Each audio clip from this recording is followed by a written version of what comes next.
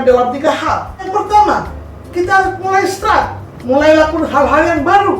Mulailah berani melakukan hal-hal yang mungkin membawa hasil, membawa kita ke pencapaian, membawa kita pada sesuatu yang mungkin kita impikan. Yang kedua, berani stop kebiasaan-kebiasaan buruk, kegiatan-kegiatan tidak produktif, hal-hal yang tidak efektif lagi. Dan yang terakhir pemirsa, kita harus berani try. Kita harus berani mencoba sesuatu yang mungkin belum pernah kita lakukan. Dan kita tahu hal-hal tersebut bisa menjadi peluang-peluang yang baru, kesempatan-kesempatan yang baru bagi kita semua. Kebahagiaan sejati hanya ada dalam kasih dan rasa syukur. Hanya kasih dan rasa syukur yang mendatangkan sukacita, kedamaian, dan keceriaan. Kebahagiaan sejati dalam hidup. Jangan menyanyiakan apa yang telah Anda miliki hanya karena terlena mengejar sesuatu yang belum Anda miliki. Kekuatan motivasi adalah langkah-langkah pertama untuk menuju pada pencapaian yang luar biasa. Karena itu sama hanya sebuah kunci untuk membuka pintu kesempatan untuk Anda meraih pencapaian luar biasa. Dan yang kedua, kekuatan motivasi akan meningkatkan kemauan.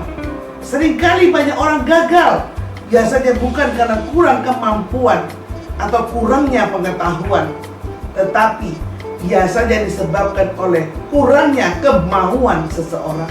Dan yang ketiga, para pemirsa, kekuatan motivasi adalah dasar untuk sebuah keunggulan.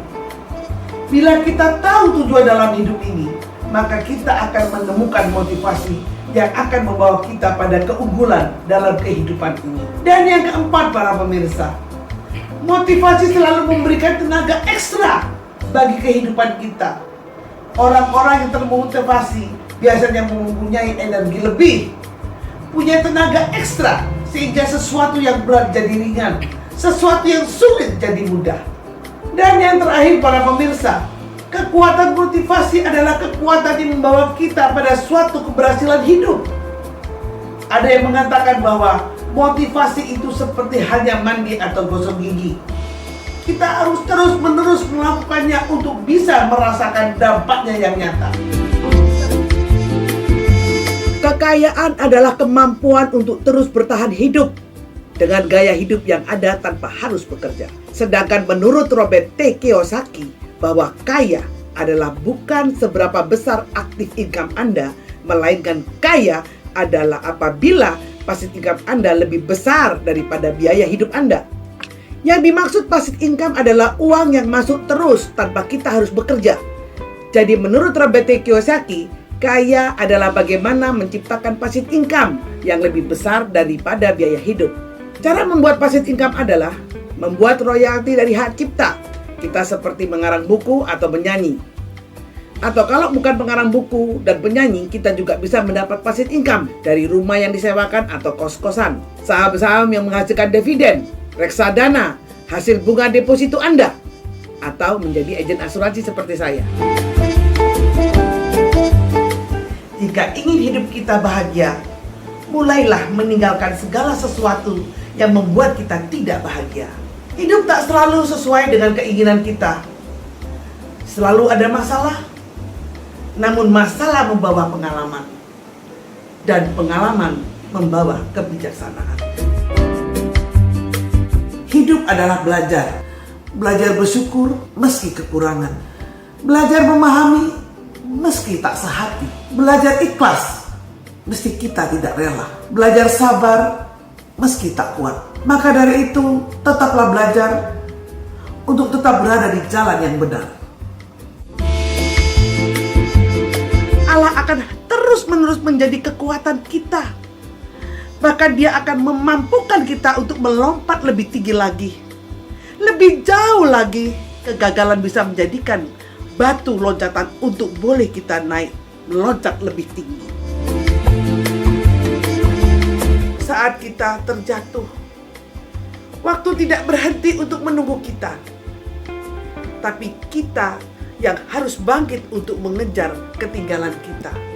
Maka syukuri karunia-Nya. Tak perlu merasa minder dengan kekurangan kita. Syukuri dan nikmati saja pemberian Tuhan.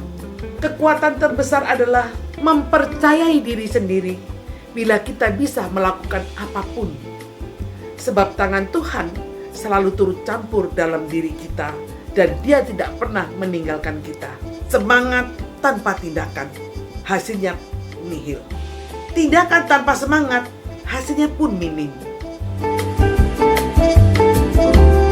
Menjadi yang terbaik lebih penting daripada menjadi yang pertama.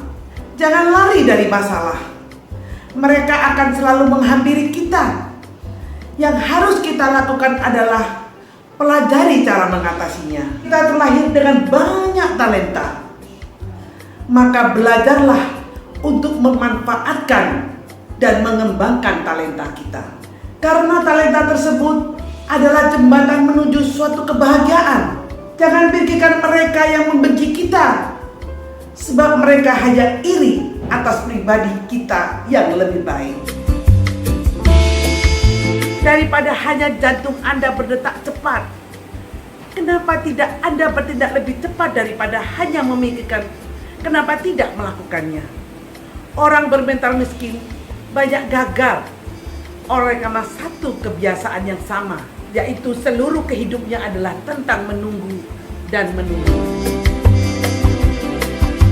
Ini pesan saya kepada mereka yang masih muda. Umur 25 tahun, jangan khawatir di usia 25 tahun. Kesalahan apapun adalah hasil yang luar biasa untuk Anda. Jadi sebelum berusia 30 tahun, bukan perusahaan mana yang Anda ikuti, tetapi siapa bos yang Anda ikuti, itu sangat penting. Dan di umur 30-40 tahun, Anda harus mulai berpikir dengan jernih. Apakah ingin bekerja untuk diri Anda sendiri? Apakah Anda benar-benar ingin menjadi pengusaha? Saat Anda berusia 40-50 tahun, Anda harus mengerjakan sesuatu di mana Anda adalah ahlinya. Pikirkanlah tentang bagaimana Anda bisa fokus di bidang yang Anda kuasai. Saat Anda berusia 50-60 tahun, bekerjalah untuk orang muda. Karena mereka dapat bekerja dengan lebih baik dari Anda. Jadi setelah Anda di atas 60 tahun, luangkan waktu untuk diri Anda sendiri.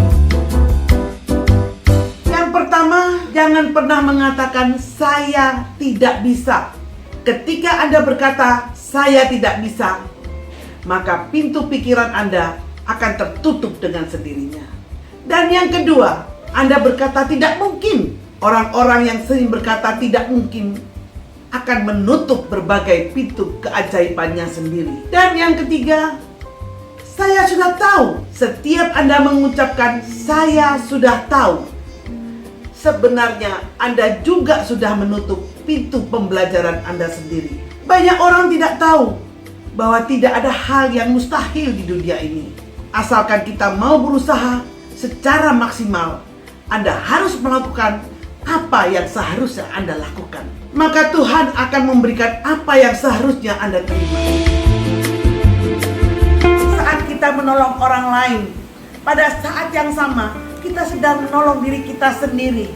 Apa yang kita lakukan untuk orang lain, sebenarnya kita sedang melakukannya untuk diri kita sendiri. Apa yang kita lakukan untuk orang lain, suatu saat pasti akan terjadi kepada kita. Apakah itu berupa kebaikan atau kejahatan? Itulah hukum tabur tuai, hukum tarik-menarik yang ada di alam semesta ini. Suka atau tidak suka, jika kau tabur yang baik, maka yang baik itu akan datang dalam hidup. Kita diberi kesusahan dan juga diberi sebuah kesempatan. Kesempatan untuk menang, untuk melakukan sesuatu yang tidak pernah terpikirkan sama sekali. Kalau tekad kita bulat, maka tidak ada hal yang bisa mengalahkan kita. Jika seorang melangkah maju dengan keberaniannya, maka nasibnya akan maju 10 langkah ke depan. Ingat, tidak ada yang tidak mungkin di dalam dunia. Jagalah 4 harta karun kunci ini. Yang pertama, tubuh tuamu. Perhatikan kesehatanmu. Kamu hanya bisa mengandalkan dirimu sendiri. Yang kedua, dana pensiun. Uang yang sudah ada, hasilkan, simpanlah untuk dirimu sendiri. Dan yang ketiga, pasangan hidup. Simpan setiap momen dengan pasanganmu. Karena salah satu di antara kita akan meninggal lebih dulu. Yang keempat, teman-teman lama, manfaatkan setiap waktu untuk bertemu. Kesempatan ini akan menjadi semakin langka seiring berjalannya waktu. Hal yang harus kamu lakukan setiap hari, tersenyum dan tertawa. Air yang banyak di lautan luas yang dalam takkan sanggup menenggelamkan sebuah perahu kecil yang ada di atasnya. Kecuali kalau air itu mulai masuk ke dalam perahu. Demikian juga dengan hidup ini. Gosip dan segala penilaian negatif akan selalu ada di sekeliling kita. Namun semuanya itu tak akan sanggup menenggelamkan kita. Kecuali kita membiarkan semua itu masuk ke dalam bejana hati kita. Jika Tuhan menolong kita, percaya pada kemampuannya. Dan jika Tuhan tidak menolong, berarti Dia percaya pada kemampuan kita. Jika kita tidak maju, maka sesungguhnya kita sudah mengalami kemunduran. Orang yang tidak bergerak maju akan bergerak mundur.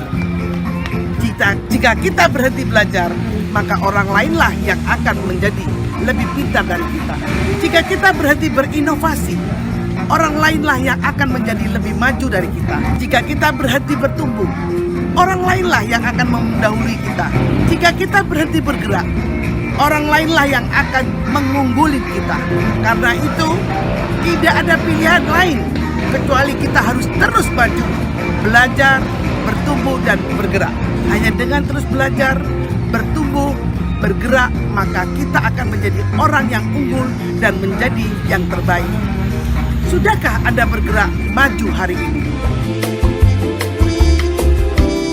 Kita berhenti sesaat untuk memikirkan apa yang terbaik bagi diri kita saat melawan badai kehidupan.